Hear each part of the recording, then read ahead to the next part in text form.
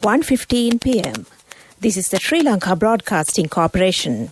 The news edited by Anjana Liyanarachi, assisted by Surangani, and read by Geethanjali Ramanayaka. The headlines. 14 areas declared as isolated.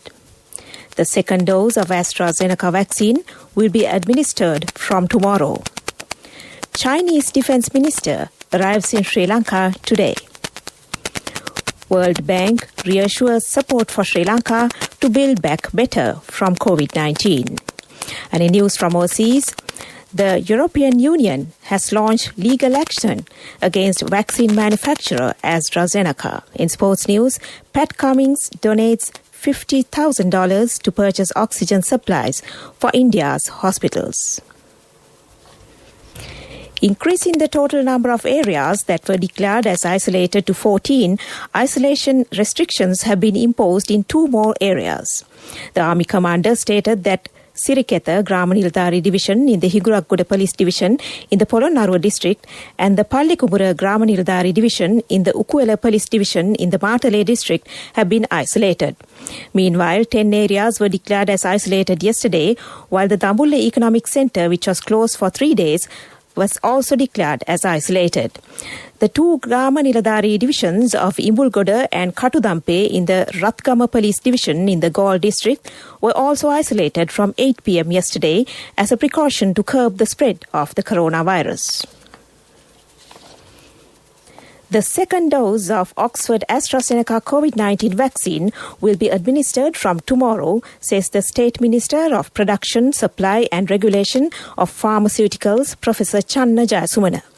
Accordingly, the health sector workers are expected to first receive the AstraZeneca vaccine's second jab.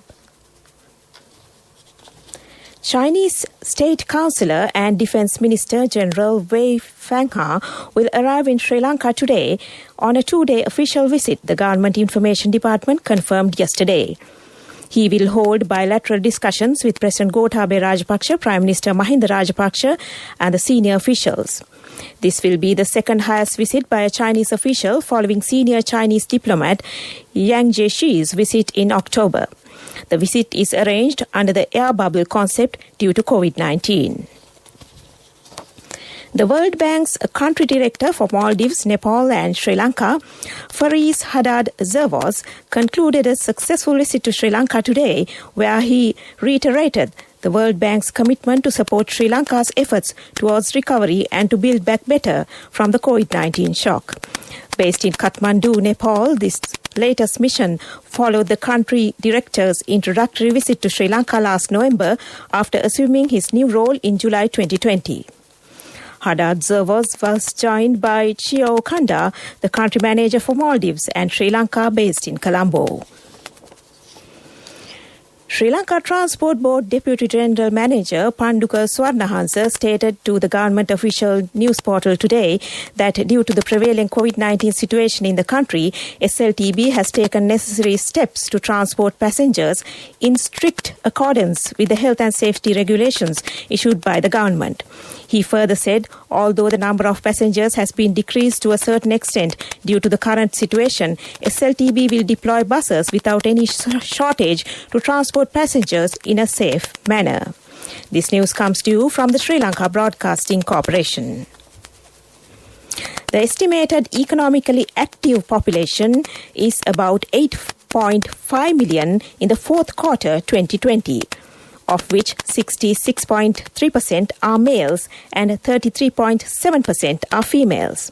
The economically inactive population is about 8.4 million.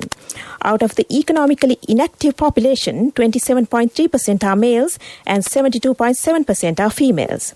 According to the Department of Census and Statistics, Sri Lanka Labour Force Survey, 4th quarter 2020, the survey report also says that the male participation in the labour force is always higher than that of the females. The highest participation rate for males is reported from the age group 35 to 39 years is 96.8%, while that for females is reported from 25 to 29 age group is 46.6%. During the fourth quarter of 2020, the total number of employed persons in Sri Lanka is estimated at about 8 million, of which about 44.8% are engaged in the service sector, 29% in the agriculture sector and 26.2% in the industry sector. That was local news. The main news story is brought to you by Siddhalepa Vedamahatmya. All schools in the Kagala district, which operated under the purview of Sabragamua Provincial Council, will be closed until the 30th of April. Governor of the Sabragamua province, Tikiri Kobbakadu, noted that the decision was reached taking into consideration the prevailing COVID situation in the country. That was our main news story. The main news story was brought to you by Siddhalepa Vedamahatmya. In Watchlight this afternoon, Sri Lanka Police has arrested 108 individuals in total on Monday for not following quarantine regulations. Police spokesperson DIG Ajit Rohana said the arrests were made on those who failed to wear face masks and maintain social distance. The police took 117 persons into custody on Sunday, marking the highest number of arrests pertaining to offences under the quarantine law within a single day since the 30th of October last year. The quarantine law Gazette notification was published on the 15th of October 2020. However, the police have been enforcing the law regarding the quarantine Gazette since the 30th of October 2020. All that came to you in Watchlight. World News. Brought to you by courtesy of the best discount in this Urdu season, People's Leasing Polywasi. Enjoy an interest rebate of 25% from People's Leasing for all the leasing facilities during this Urdu season. Call 011-206300 for more details. Conditions apply. People's Leasing, the trusted leader. Headlines of the world news. The European Union has launched legal action against vaccine manufacturer AstraZeneca. Portugal has registered no coronavirus-related deaths for 24 hours for the second time. A devastating second wave of coronavirus in India, widespread shortages of oxygen. The European Union has launched legal action against the coronavirus vaccine manufacturer AstraZeneca. The European Commission, the EU's executive branch, said it was suing the company for not respecting its vaccine supply contract and for not having reliable plan to ensure timely deliveries. AstraZeneca said the move was without merit. It said it would strongly defend itself in court. The legal action marks an escalation in a long-running dispute between the two sides over the supply of coronavirus vaccines. Portugal has registered no coronavirus-related deaths for 24 hours for the second time since the pandemic began. The last time the country reported no daily deaths was in early August. The positive news on Monday follows a lengthy lockdown that has helped Portugal to slash the infection rate to a fraction of its level in late January when it was experiencing the worst COVID surge in the world. The country has reported 16,965 deaths since the beginning of the pandemic. More than 834,000 cases have been registered.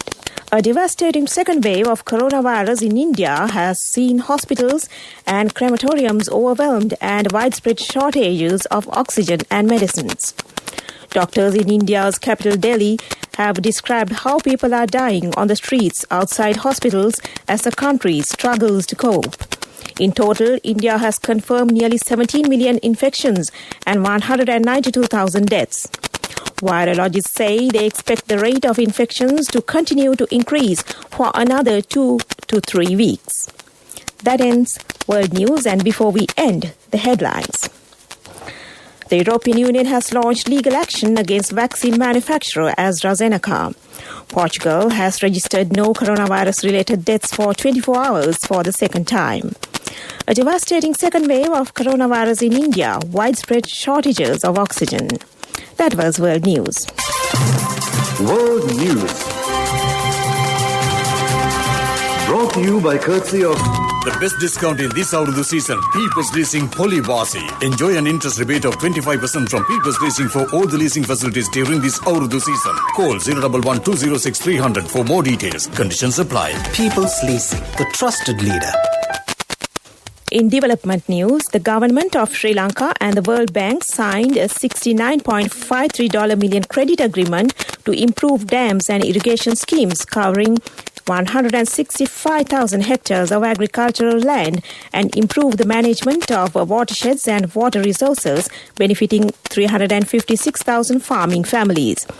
Mr. Sajid Artigala, Secretary to the Ministry of Finance, signed on behalf of the government, and Faris Haddad Zavos, World Bank Country Director for Sri Lanka, signed on behalf of the World Bank. That was development news, and on to sports news. The Kolkata Knight Riders Australian fast bowler Pat Cummins has donated $50,000 specifically to purchase oxygen supplies for India's hospitals to PM Cares, a fundraising scheme set up by the Prime Minister of India in March last year when the COVID-19 pandemic first broke out. Cummins, the first cricketer playing in this year's Indian Premier League to publicly announce such a contribution, put out a note on Twitter also calling on his fellow IPL players to contribute. Interviews and practical examinations, which were scheduled on the 27th of April for the admission of students to sports schools for the year 2021, have been postponed indefinitely.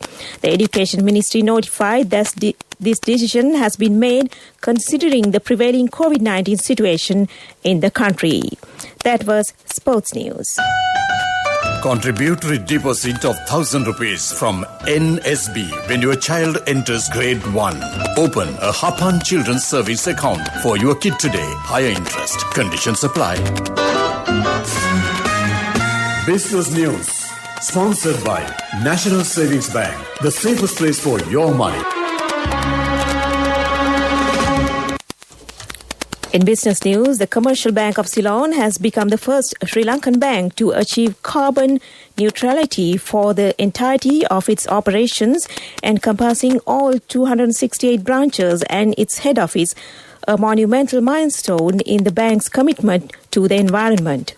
Becoming a net zero carbon company was one of Commercial Bank's green goals to be achieved by the close of its centenary year in 2020.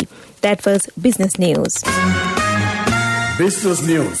Sponsored by National Savings Bank. The safest place for your money. Contributory deposit of 1,000 rupees from NSB when your child enters grade 1. Open a Hapan Children's Service account for your kid today. Higher interest. Conditions apply. In economic news, SoftLogic Finance PLC successfully raised rupees 1 billion through the issuance of a lease receivable securitization, marking one of the major securitizations in the country to date in Sri Lanka, the company announced recently. In a concentrated effort to move towards a prominent position in the market, the funds raised will be employed to aggressively roll out the new business strategy of the company that has been in operation since May last year. That was economic news, and on to the weather report. The Department of Meteorology says showers or thunder showers can be expected at several places in the central, Sabragamuwa, Uva, North Central and Eastern provinces and in Mullaitivu, Vavuniya, Galle and Matra districts during the evening or night today. Showers may take place in the western and southern coastal areas during the morning as well. Fairly heavy rainfalls above 50 millimeters can be expected at some places in the Sabragamuwa, Uva and Central provinces and in the Galle and Matra districts. The general public has been requested to take adequate precautions to minimize damages caused by temporarily localized strong winds and lightning during thunder showers. That was the weather report, and before we end this news broadcast, the headlines once again. 14 areas declared as isolated. The second dose of AstraZeneca vaccine will be administered from tomorrow. Chinese Defense Minister arrives in Sri Lanka today. World Bank reassures support for Sri Lanka to build back better from COVID-19. World news, the European Union has launched legal action against vaccine manufacturer AstraZeneca.